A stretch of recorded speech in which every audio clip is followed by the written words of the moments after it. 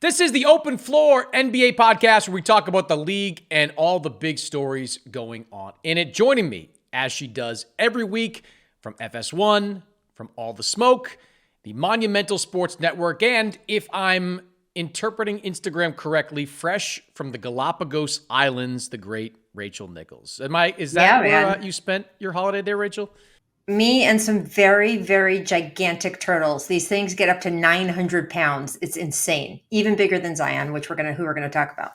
Wow. Okay. That is an expert television transition there to go from Zion Williamson. It looked very nice down there in the Galapagos. It's down beautiful. There, out there. Where do we call it that? Yeah. I recommend it. It's down there. It's off the coast of Ecuador.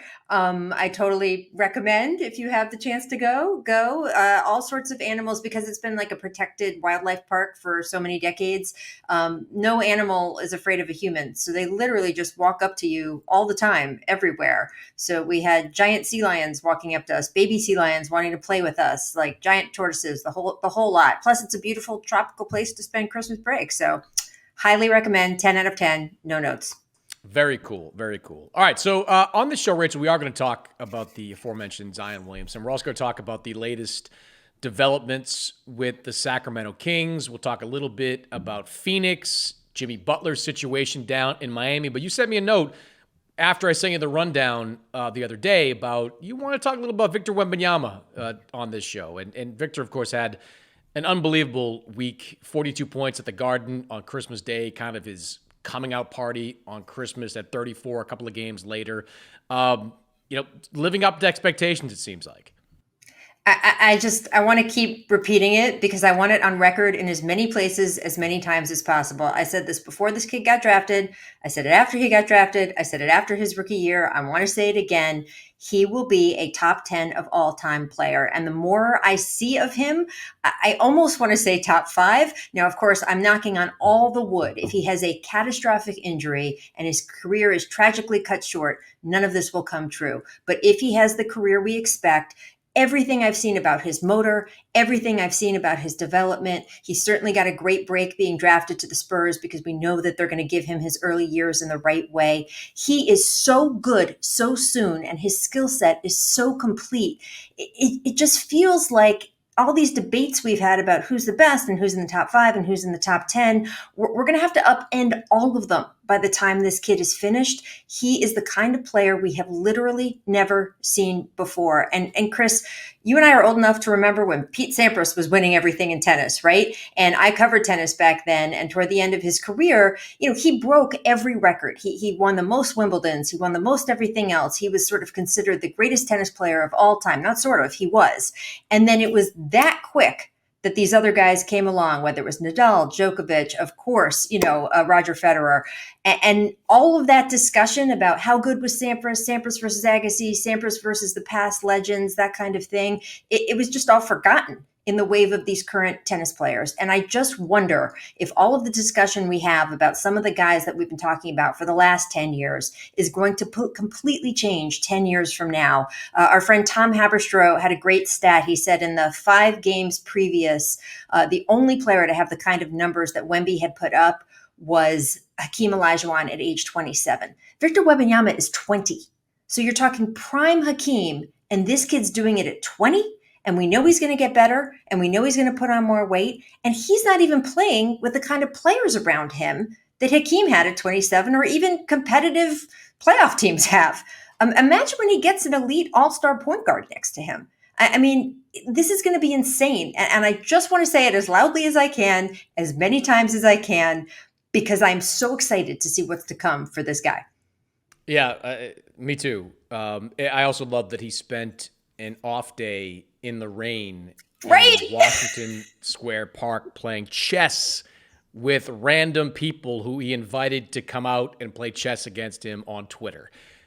It just kind of speaks to the kind of person he is, like this insatiable thirst for knowledge. I mean, I spent a day with him back in, it was September now, late September, where, we kind of just talked about a whole bunch of different stuff, and his knowledge for learning, or his thirst for learning, just doesn't stop at basketball. Like, he wants to learn He reads novels not for entertainment, but to learn something from the characters. He's playing chess, probably to sharpen his mind to a degree. I'm sure he enjoys it as well, but he's getting something from that experience. Every experience he has, he's getting something from it, and it's helping to build him into a better person, a better player. And I think you're right. I think, 2 or 3 years at most, we're talking about this guy's the best player in the NBA. And, we are certainly looking at the early stage, the nascent stage of an all-time great. And he is with the kind of organization that is going to quickly figure out exactly the kind of players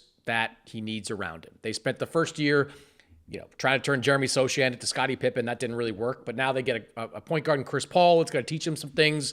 We're going to talk about De'Aaron Fox in a minute. His name's been connected to San Antonio in terms of a trade. They're going to figure it out. They're going to figure out, the pieces that this guy needs to win at the championship level. And when they do, look out. All right, so before Victor Wembanyama, as I struggled to find a transition here, there was another athletic freak out there, and that was Zion Williamson, the former number 1 pick in the draft. And he's back in the news once again, and not for the reasons that the Pelicans have been hoping. Zion has not played since early November. He's been recovering from yet another injury. Last week, ESPN published a story that lays out the Pelicans' dilemma with Zion, whose career at this point has been defined by injuries and by conditioning issues. Zion has played in just 190 games over the first 5.5 seasons of his career, 131 of them coming in just 2 seasons. New Orleans this year has just absolutely cratered. They're 28 or 29. We're a little over a month away from this NBA trade deadline, Rachel, which has brought up the subject of what the Pelicans should do about this roster and what they should do about Zion in particular.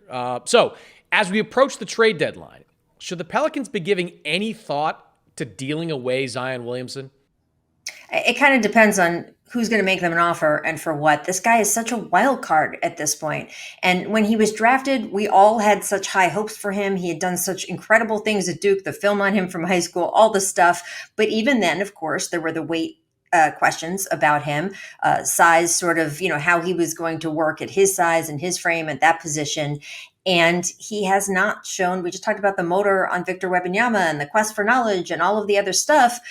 Zion just hasn't shown us that yet. And I am not saying he can't change and that things can't change. And I know that he has matured some and progressed some since he was a rookie. So I'm not saying he hasn't, but we have not seen the reliability out of him that you would need if I was a general manager wanting to make such a huge investment, both in capital of what you're going to give away, and then, of course, salary. And there's so much talk about his contract and how it's so team friendly because it's basically built on all of these conditions and his money isn't guaranteed. That's true, and that's great. And it means you're not going to be saddled with long-term cap problems for someone who can't play for you. But that stuff is only great if you want to waive him. Because the truth is, even if that money isn't guaranteed, if you don't pay it to him, you've got to waive him and let him go work somewhere else. So you're not getting anything back for him. So it's a little bit more of a contractual dilemma than people kind of would like to say about, the money isn't guaranteed anyway. It's like a free deal. It's not, because that money does kick in at certain levels. And the only way you can not pay him that money, and it's a lot of money, is if you decide to get rid of him and just waive him and give him away for nothing. And I don't think that's smart either. No, I don't. I would say first, there are no indications at this point that the Pelicans are considering a Zion trade. They're considering other trades, but they're not considering a Zion trade. I think that's smart. I think if there's anybody in the Pelicans organization that is advocating dealing away Zion Williamson for nickels or quarters on the dollar, right, David Griffin should move them out, right? Do not be listening to said person. Mostly because when Zion is healthy, he's really damn good, right? He's a two-time All-Star. Last season he averaged about 23 points per game, 6 rebounds, shot 57% from the floor, played 70 games last year. And that's among the reasons many were bullish, myself included, on the Pelicans doing something this year, taking a step forward this year. They made the DeJounte Murray Chris, trade. What happened in the playoffs last year?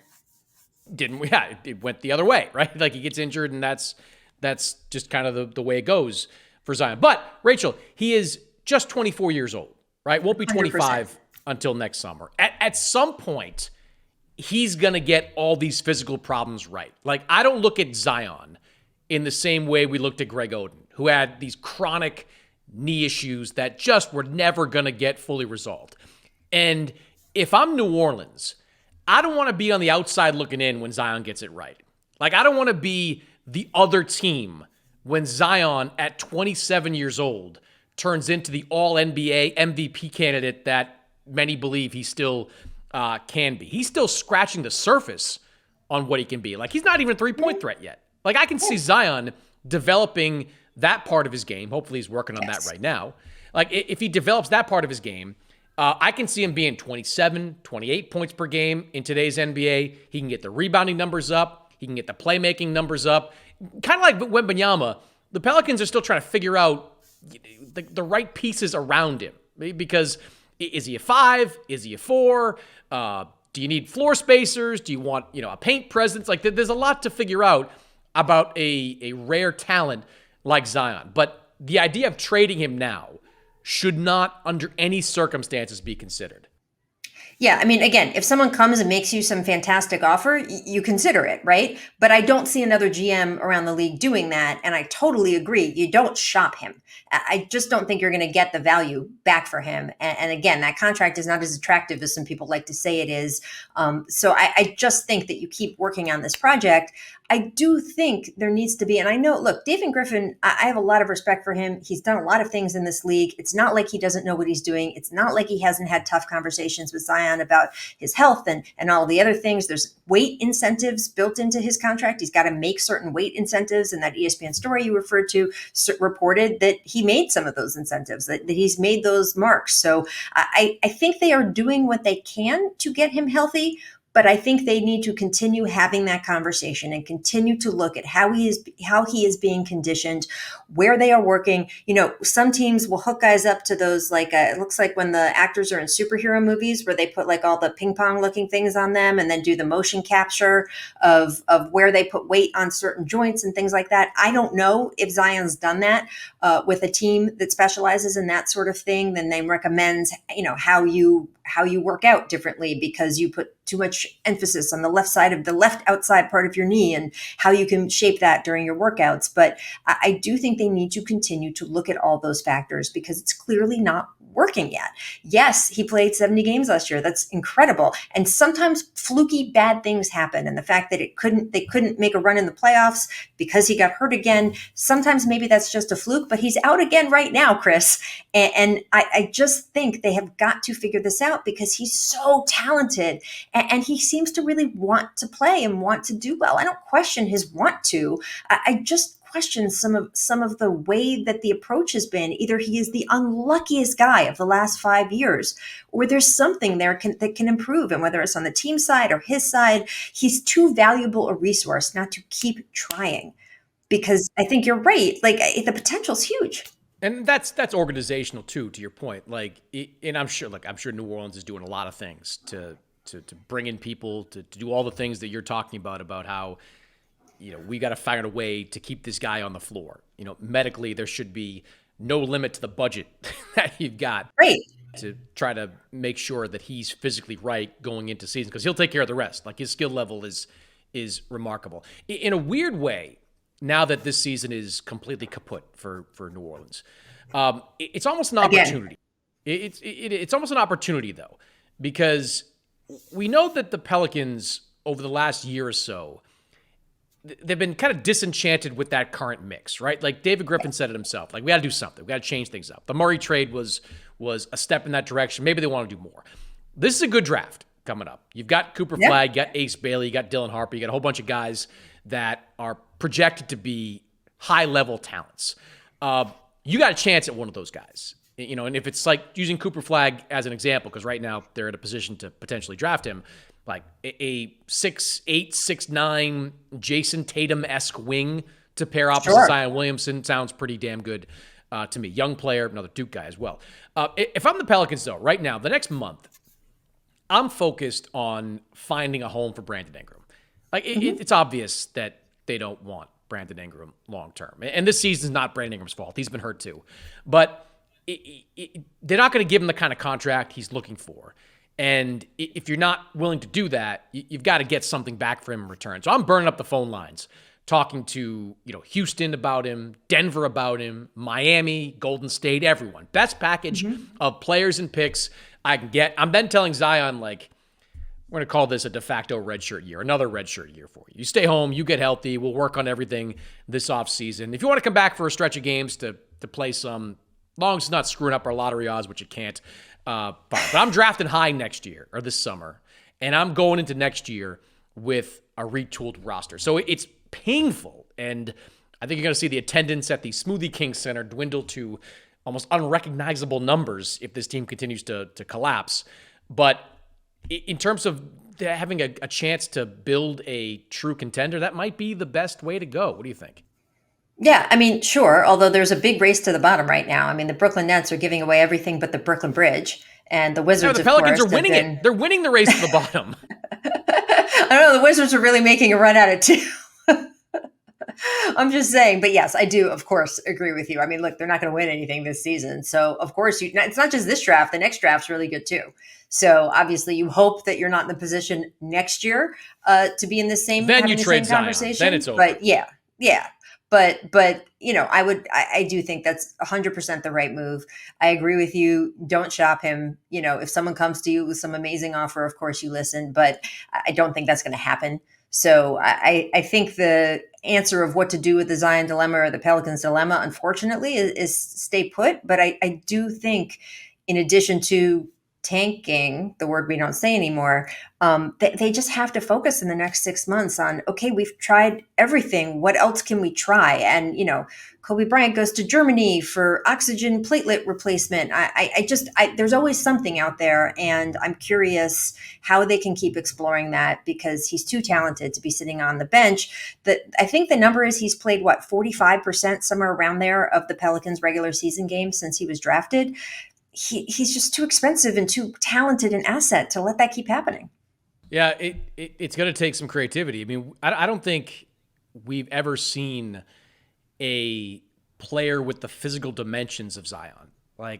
We've seen guys, 6'6", 6'7", 250, whatever Zion Williamson is. But we haven't seen him have that kind of athleticism, right? Like, his explosiveness is what separates him and makes him unique. So they are going to have to get creative to find ways to keep him on the floor. Because if he comes back, that's another team that still has the potential next year, not this year. It still has the potential to live up to these lofty expectations that most people had for him coming to the season. All right, I want to talk a little bit about the Sacramento Kings. Last week, Sacramento fired head coach Mike Brown. For me, I would put the firing at around an 8 on the shockometer. Sacramento was in the middle of a 5-13 slide, just had a homestand where they went 0-5, some bad losses in there too. But the Kings did just give Mike Brown a 3-year, $25 million extension last summer. So it's a little crazy to pull the plug just like that. A lot of early criticism, Rachel, laid at the feet of De'Aaron Fox. There was that weird video on Twitter where everybody was assuming Mike Brown was saying goodbye to De'Aaron. I don't know. That didn't seem like it to me.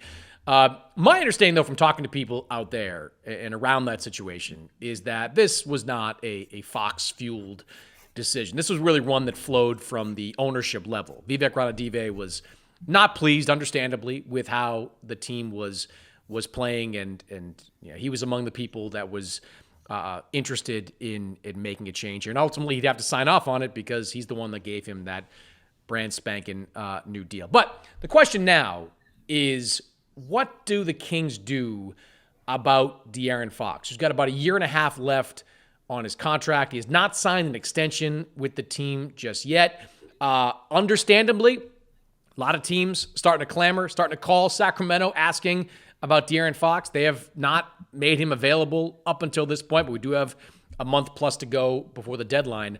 What do you think the Kings' approach should be with Fox, with this team, over the months ahead? I think, again, unless someone calls and blows you out of the water, they'll have a better trade market for him this summer. And I don't always say that because I think you get more desperate teams in the middle of the season. So sometimes you get better offers for guys in the middle of the season because, GMs who want to keep their jobs, that sort of thing. But I think in this case, some of the teams that could really use him and might make you a good sign and trade sort of situation are going to be looking more in the summer. We talked about the Spurs briefly earlier. And of course, I think that's the sexiest place for him to go because the idea of a Fox Wemby pairing is just, it could be so fruitful, right? And that's a team that's not making that trade in the middle of the season. So there's a couple other destinations for him that do also feel like more of summer destinations. I also don't know if you intend to trade him away in February, you fire Mike Brown in December. Because if you are making some sort of deal for De'Aaron Fox, don't you want your more experienced, steadier-handed coach for whatever's coming back in return? Don't you want him there for that to be able to guide that ship and then maybe, kind of reassess over the summer? So I think that if you're looking for some big shakeup, big enough that you fire Mike Brown, you don't also give away De'Aaron Fox. So I would think this is more of a summer move. Again, you never know in the NBA because someone picks up the phone and if the offer is too good to be true, you take it. But I wouldn't necessarily expect to see him on the move in the next month. And I will just say for the Mike Brown shock-o-meter, I was pretty shocked. I might put mine up to 9 just because of, again, that contract that he got so recently.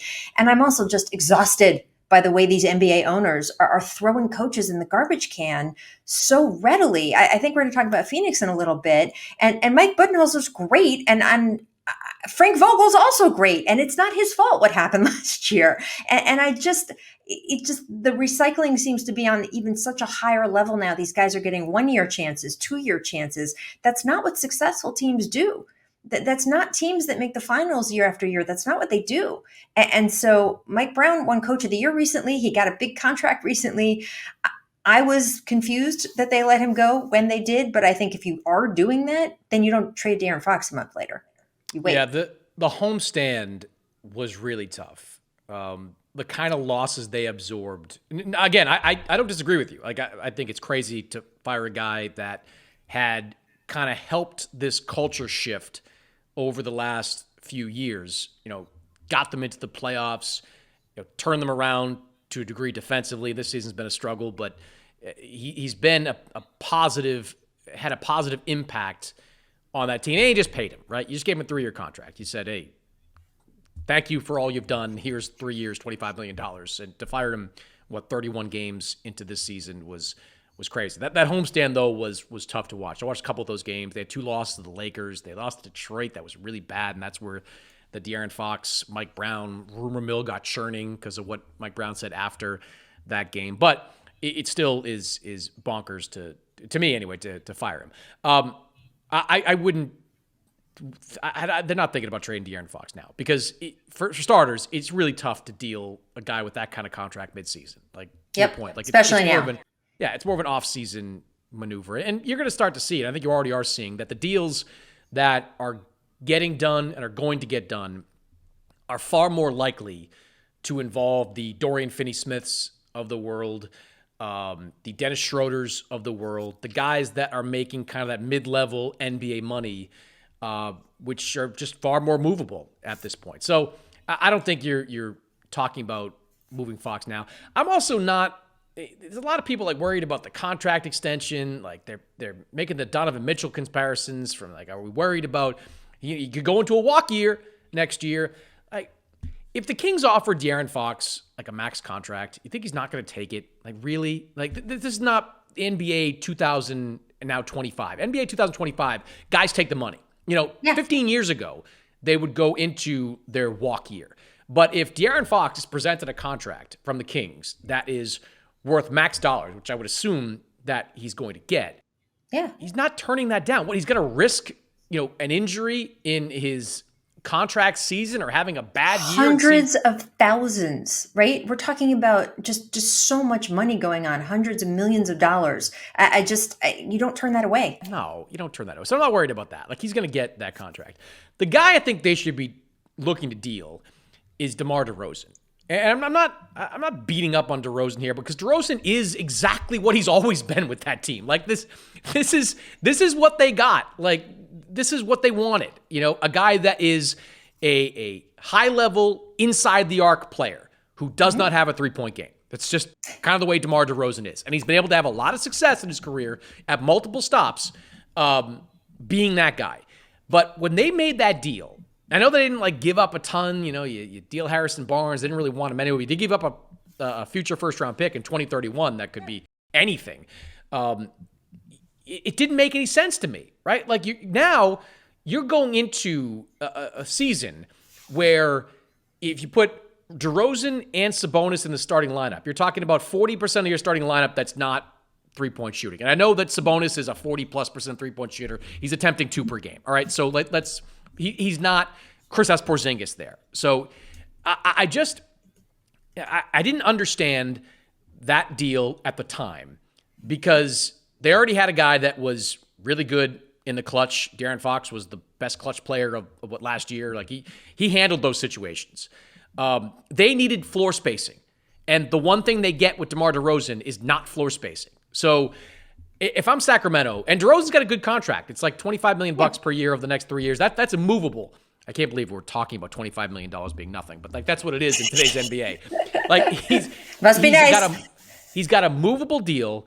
And if you're a team that has enough spacing and needs a guy that can get you a bucket, that can give you an efficient 20 points per game, I'd be interested in DeMar DeRozan. This is not a DeMar DeRozan critique here. This is not oh my God, DeMar DeRozan is really the cause of all their problems. He's exactly what he's always been. A really good scorer inside the arc who does not shoot threes. So if I'm Sacramento, I'm looking everywhere for some floor spacing, for to shake things up. I'm not talking about De'Aaron Fox.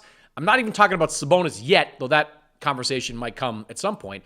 But I'm talking about DeMar DeRozan, who didn't make sense when they made the deal last summer, and from what I watched, doesn't look like he makes sense now. Yeah, I mean, look, the other thing to take into account here, though, is DeRozan is 35 years old. And we're talking about some older guys on this podcast. We're going to be talking about the Suns. We'll talk about Jimmy Butler at some point. 35 years old in the NBA, I think we are getting a little distorted over LeBron's playing till he's 40. Tim Duncan played till he was 40. That's LeBron James and Tim Duncan. The average NBA player, and obviously DeRozan, Butler, a lot of these other guys are way above average, but the average NBA player only makes it to 29 before he leaves the league. So I also think with some of these potential deals, you trade them a guy at that age as quickly as possible if you're going to deal him, because 36 looks a lot different than 35 and from there. So I just think that if that is the move they're going to make, they should make it before February. Yeah, I think that's something. If they can get the right mix back in return, they should do that. Right now, the Kings are 25th in the NBA in three-point percentage. 25th in the NBA in three-point percentage, 16th in the NBA in defensive efficiency. These are not metrics that, foreshadow a big turnaround. And again, I want to be clear for aggregators or anybody else out there. This is not blaming DeMar DeRozan for the Kings' problems. He is, I'm looking at the numbers. He is quite literally the player they thought they signed. Last year with Chicago, played 79 games, averaged 38 minutes per game, shot 48% from the floor, averaged 24 points per game. This year, 35 minutes per game, playing in 29 games. So he's still durable. 49% from the floor, 21 points per game. So this is exactly what he's always brought to teams. It just doesn't work in Sacramento. It didn't make sense with the Sacramento Kings. So that would be the guy I'd be talking about with the Kings. You mentioned Phoenix, so let's talk about them now. Phoenix finished the 2024 calendar year as one of the top underachievers in the NBA. The Suns are 15-17 after a loss to the Ja Morantless Memphis Grizzlies. The offense is pretty good, just inside the top 10. The defense is very, very bad. Bottom third in the NBA.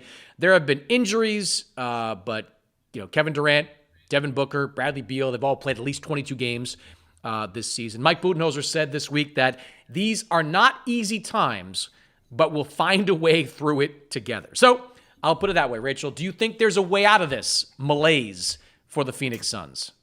I mean, this whole roster, they definitely made some improvements this summer, but the whole construction of everything required such a high wire trapeze act of health since they brought Bradley Beal in that was unreasonable to expect and has not happened, right? So I just think that until you address the fundamental problem.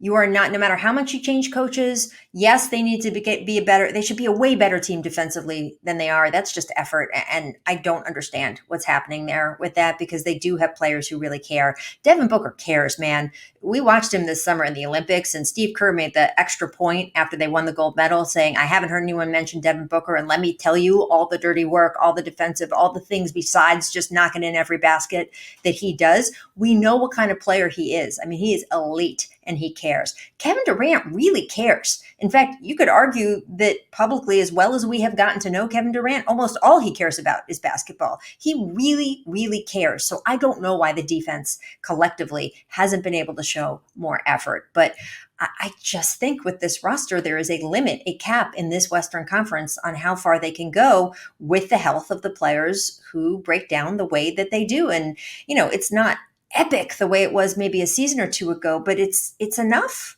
I mean, it's enough that you don't normally have all three of those guys on the floor.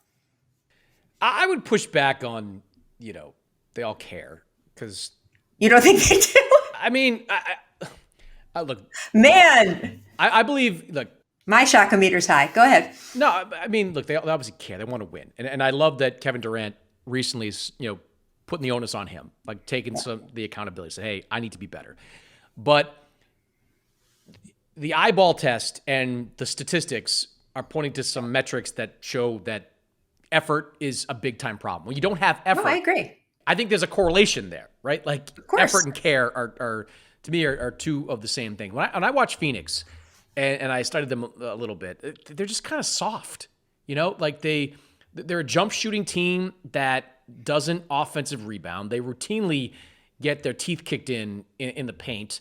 They don't generate a lot of turnovers. They don't rank high in some of those aforementioned effort categories, like deflections, shots contested. I said, and I wrote in our preview issue before the year, that Yusuf Nurkic is not a fit with this team. Like, I just believe that. He's not a Mike Budenholzer guy anyway, and he's not the rim protector that this team needs. So you're just not winning anything with a bad defense and no rim protection. And that's what they are right now. Now, look, when Durant plays, they're actually pretty good. They're 14-8 in the games he's played this season. And maybe this time next week we're having a different conversation, because they have a soft schedule coming up. They've got some very winnable games over the next week to 10 days. But they got to turn this thing around quickly, and they got to show more effort. That is the biggest piece of this puzzle is more effort. I think that may only lead to a slightly higher ceiling, because I don't think you win the playoffs with a mediocre defense and no rim protection. But so far, it's been an effort issue when Phoenix is losing some of these games. Yeah, I mean, that was my point, though, is that it's clearly effort. And so I know that some of the big stars on this team really care about how they're doing. And so I don't understand why it's not translating into that effort, because of course it is. I mean, so much of a defensive character of a team is just about want to, right? It's about effort. And again, I'm going to go back to a little bit of the coaching change, not because I don't think Coach Bud is good. Coach Bud is really good. But you had a guy whose specialty was defense last year in Frank Vogel, and you threw him out because somehow a new coach was going to fix this. Like, I just think you fundamentally have to look at the roster. None of us, I don't think, like Nurkic coming in. And by the way, that's not a knock on him either. I just don't think he's the right fit there.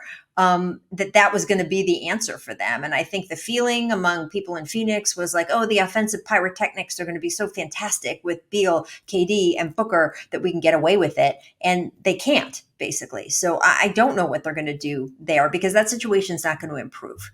So I just think that whether it's making more of an effort, whether it is focusing on things like turnover, sloppy play, whether it's Kevin Durant being more healthy, because you're right, when he's in the game and when he's in there, they do well. I just, for a team with that high expectations, given who is on their roster, I don't know if this group is going to be a group that ever does well in the playoffs. And that begs the question, Kevin Durant's never going to have more value than he does right now. You can't trade Bradley Beal, which is a decision that is just, mind-boggling that they got themselves into. You never want to trade Devin Booker. So do you look at Kevin Durant and say, we want to make a move there? When do you think is the right time to pull that ripcord? Never? This summer? Now? What do you think? I would have, at least the earliest it would be is the off season. And if they go into this off season coming off another disappointing first round exit or worse, there has to be kind of a come to Jesus moment for Matt Ishbia and that front office. Like I respect what Matt Ishbia came in trying to do, right? Like he wasn't going to let the front office be constrained financially in the same way they were under Robert Sarver. So I respect that. I like an owner coming in saying, hey, I'm going to spend, and as he told me a year and a half ago, and others I'm sure, like the money, like the success will follow, right? Like it'll follow the spending there. It's not how it works in the NBA. Like you got to build a certain way, and just assembling, your version of basketball Voltron, to borrow from Kobe from years ago. Like it's not going to yield championship level success. Like you've got to take your lumps along the way. All these championship teams of recent years have gone through stuff. Denver went through a lot. Boston went through a lot. You've got to take those lumps, and there's not enough time for this Suns team to go through all that. They're going to have so much. They already had, the turnover from the last couple of years, like the roster shakeups. Like you're just not able to develop the kind of continuity outside of your top three guys and a couple others maybe that you ultimately need. So I think they're in a real pickle here. I mean, the fact that the Suns were top half of the NBA in defense last year, was it a coaching act of wizardry that Frank Vogel should put at the top of his resume whenever he applies for another job? Like, this was not a good defensive team last year. They were ranked 13th in the NBA. This year, they're exactly where they probably should be, which is the bottom third of the NBA. So you think you wouldn't have wanted to change the coach? I don't get that. I don't get that. Now, I mean, again, and that's not a knock on Bud. Bud should be a head coach, and he should be a head coach somewhere. I just don't think you fire the guy who had only done good things with a mangled roster that you gave him. And, Matt Ishbia has been a good owner in this league since he walked in the door. He is willing to spend the money. He's replacing a guy in Robert Sarver who was not a good owner, just unimpeachably bad. So I just think that he has been an asset to the NBA. What he's done with the local television, I think, is brilliant, frankly, and I don't know why more teams don't do that. The $2 hot dogs, like all the things that he's come up with in terms of being an owner and a part of that community has been super impressive to me. But you are absolutely right. He had new owner syndrome, which we see in the NBA almost every time. These guys are so smart. To make enough money to buy an NBA team, you have to be so smart. And the fact that they don't understand that this has happened over and over and over and over again. You cannot walk in the door as a new owner, wave your magic money wand, and buy a championship team in 3 months. It doesn't work that way. And that was what kind of tried to happen here, and it hasn't worked. No, it's happened successfully a couple of times over the last 25 years. But those times were, first of all, different times in terms of the landscape of the NBA. And they also involved generational talents, right, in their prime.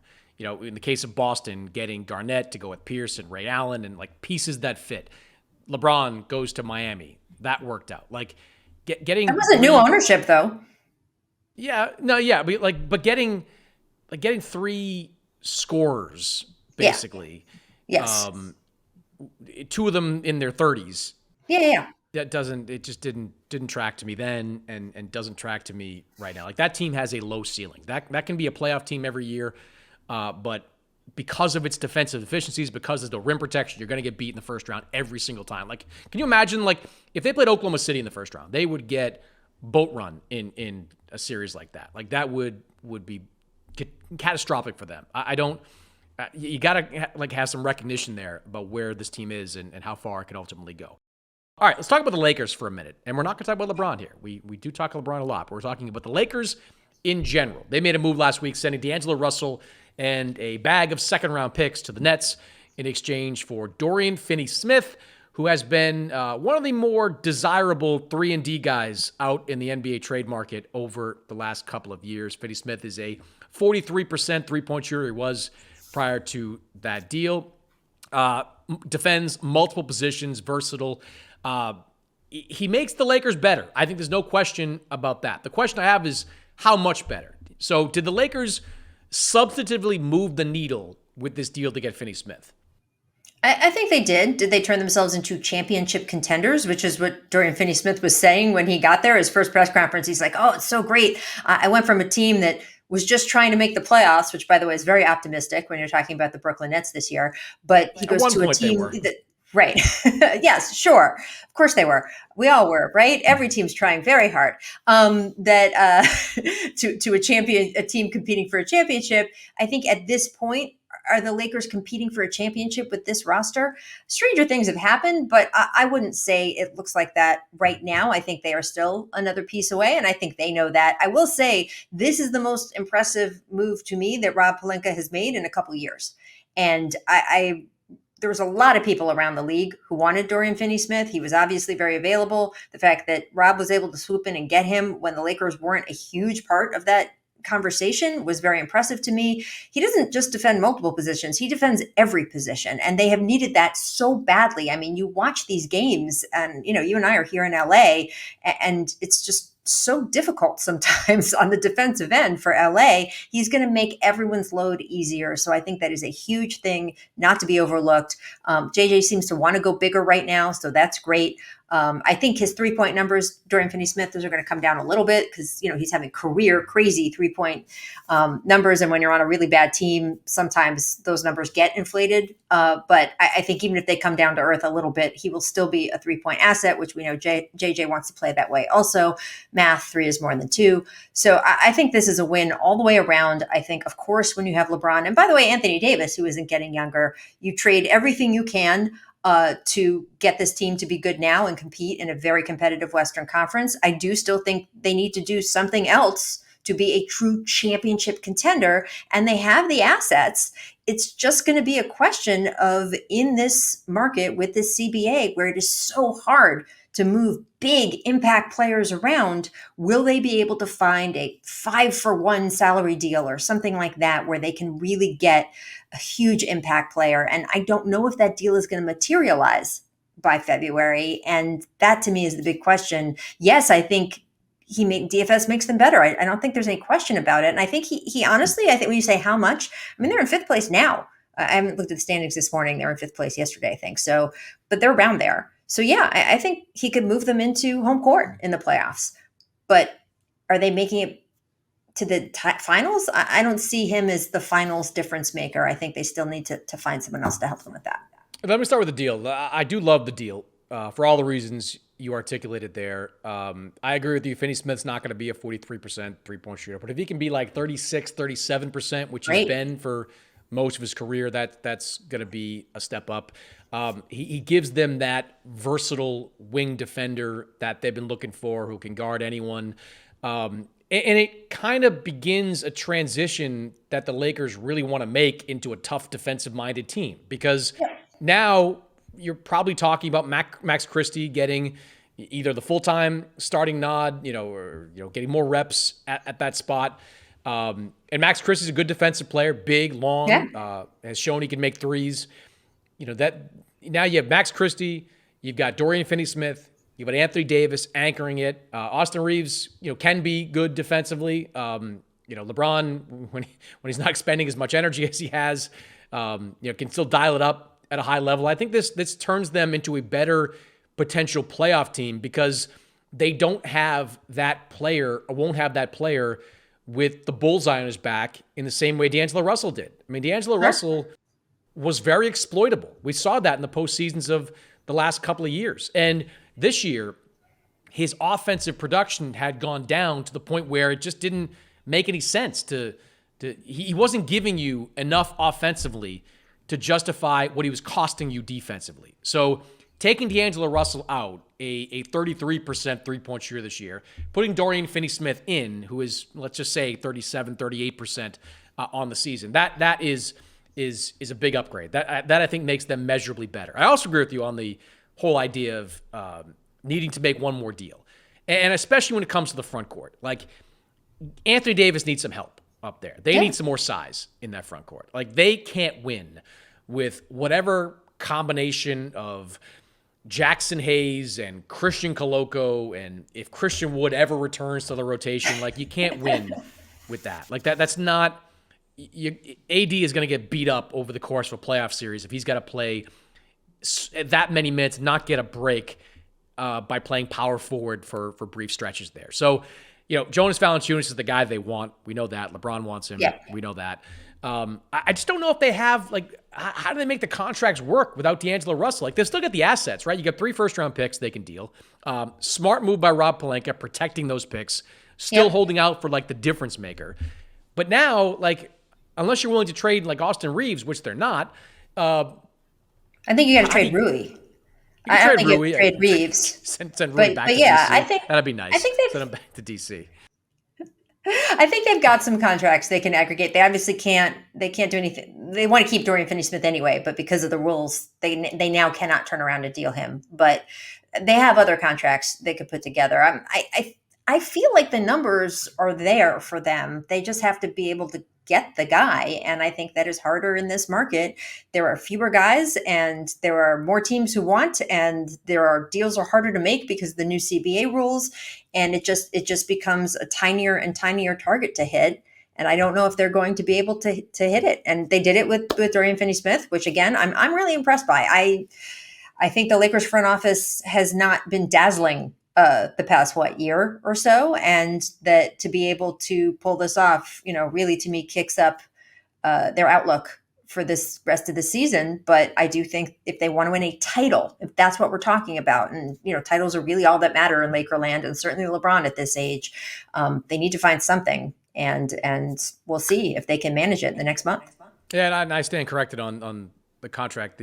I thought Valanciunas was making more. He's only making about $10 million per year, so that's a very, very acquirable deal. They could just dump Gabe Vincent, who isn't into that slot. And the question would become I said the question would become: do you throw a first-round pick in to get Valanciunas if it's Gabe Vincent in a first? I wouldn't. I would try to keep that. I probably wouldn't either. But I just have so many issues with the Lakers' size right now, and I agree. Eventually you may have to make a decision, is it worth it? Because I think that there's going to be a market for Valanciunas, just like there'll be a market for some of the other guys the Wizards have, the veterans they have on that roster. That, I don't think the Lakers want to be in the same position Memphis found itself in when they couldn't do that Nets deal because they weren't willing to go all in, and the Lakers were. Cam Johnson, someone else that's out there, but I think that the size has got to be paramount for the Lakers at this point. And Valanciunas is the guy that I'd be, that first round pick sticking with me. But if it's Gabe Vincent in a first, I don't know, tough to swallow, but I would still do it. The only question is, they've held on to those picks for so long. You need 3 first round picks if you want to bring in a real star. If you want to trade for a real star, 2 aren't going to do it. You need at least 3. So, who's the real star? But that's the question: is there a real star out there they can get? Which gets you into the side? There isn't. Which gets you into the whole contract problem, because these real stars are making $50 million a year. Then you got to start all right, we're going to give you Rui, we're going to give you Gabe Vincent, we're going to package a whole smorgasbord of contracts to try to get one of these big time guys, and that's going to be challenging if you're the Lakers. But look. Bring it full circle. Great move by Rob Pelinka. Gets a 3-and-D guy still in his prime. When I talk to assistant coaches about Finney-Smith, you get into your early 30s, you take a little bit of a step back, but they still think he's a high-level defensive guy. He's a hard worker. A couple of coaches have told me that. So I think he's going to fit right into that Laker organization and be a good fit there. All right, last thing. Don't forget JJ played with him though too. That's true. We forget how recently retired JJ Redick is. Last thing for you, I want to touch briefly on what's going on down in Miami, because over the holiday we had Pat Riley, weighing in on LeFair, Jimmy Butler. Jimmy Butler, of course, has been in the news over the last couple of weeks. No. And Jimmy has not tried to tamp down this chatter at all. In fact, he is only stoking the flames. He loves it. He loves everything about it. He loves Bernie Lee out there on social media, battling with Shams. He's all about this this public playing out of his contract situation. Pat Riley came out last week and said, no, we are not trading Jimmy Butler. The Heat are right now hovering right around 500, a couple games over 500 with the last couple of wins. Do you believe him? Do you think that Jimmy Butler is a Miami Heat for at least the rest of the season? You know what the great thing is about being Pat Riley? Your nickname is literally the Godfather. If someone comes in and makes you a Godfather deal for Jimmy Butler, you get to turn around and say, hey, look, circumstances changed. You know that statement I came out with a couple weeks ago?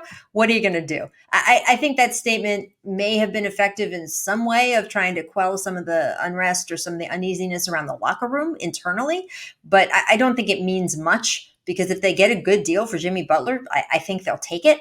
So more the question to me is less of, is Pat Riley going to, quote, keep his word? Because I don't think that I think he left himself enough of an out that we don't even have to have that conversation.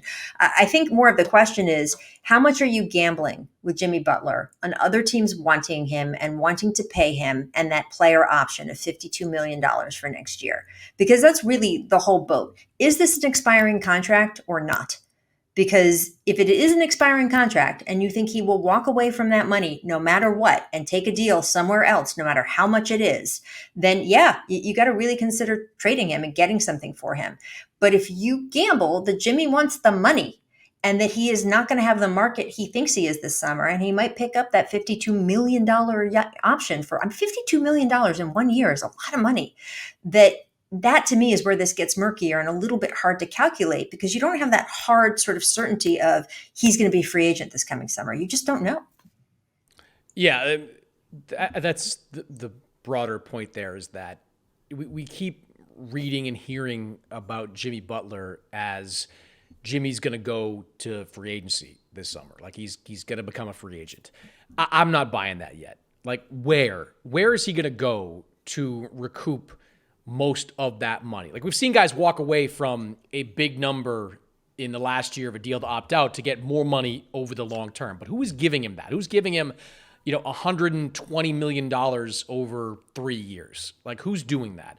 Like Brooklyn? No, they're at a completely different timeline than Jimmy Butler. Detroit, same thing. Like that doesn't make any sense. Like a team like Houston, could they get creative?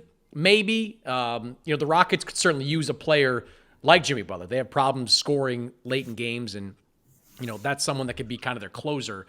But I'm not yet buying the whole idea of Butler opting out of that contract and becoming a free agent with $52 million on the back end of that deal. I honestly think we're right back here this time next year having the same conversation. Like with Butler. And by the way, and then there's more certainty, right? And then we know a little bit more about what the market is. We know that he is going to be a free agent that next summer. We know what that Godfather, they made me an offer I can't refuse thing for Pat Riley would be. But right now, Jimmy Butler's, one of his big concerns at previous stops has seemed to be, they're not paying me what I'm worth, right? I mean, we've heard that from him in several cities. And by the way, I think he's largely been right several of those times. However, if that is one of his concerns, he's not getting $52 million from anyone else next year. It's not happening. And again, I want to go back to the age thing. Jimmy Butler's 35 years old. And that as these guys age, and you know it, Chris, do you remember when you were 35 versus 40? Things happen.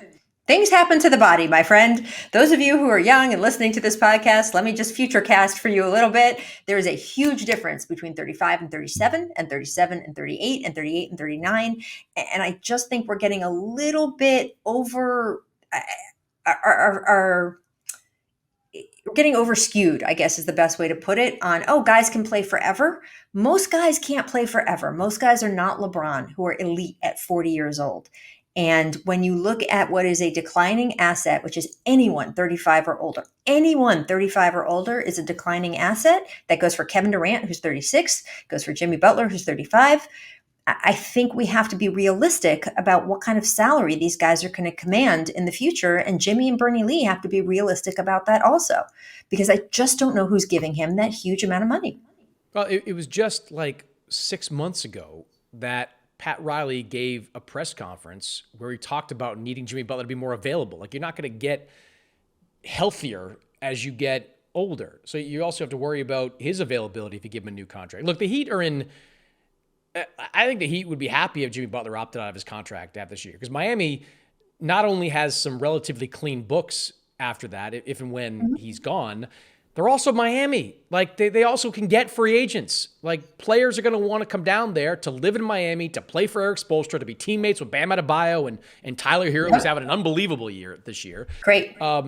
I think Miami said, would probably say like, we could probably get something back for Jimmy Butler, but if it's not like Jonathan Kuminga or some package of picks that we could not say no to, why would we do it? Let's just let the contract come off the books and use our flexibility, use our culture, use our geography to rebuild that way. So that's a factor for Jimmy too. I mean, some of the teams you mentioned just now, Detroit.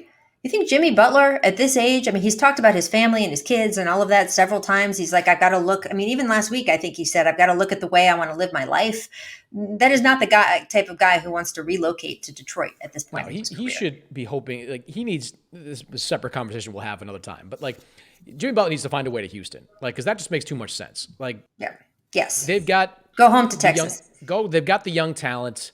They need a fourth quarter guy. And in Jimmy Butler and Ime Udoka, they speak the same language, right? They vibe. Yep. Like that is, they're both hard-nosed, tough guys who just are all about winning. Like that to me makes way too much sense for it not to happen. Maybe it happens this summer, maybe opts in and, they do a deal that way. I don't know, but that to me is the most logical landing spot. But either way, I'm with you. I don't see him opting out of that contract. $52 million is too much money unless there's 150 on the table, for somewhere else, which again, I'm very skeptical about, to say the least. Rachel, good stuff. Good to have you back here in 2025. Looking forward to doing this all throughout the rest of the season.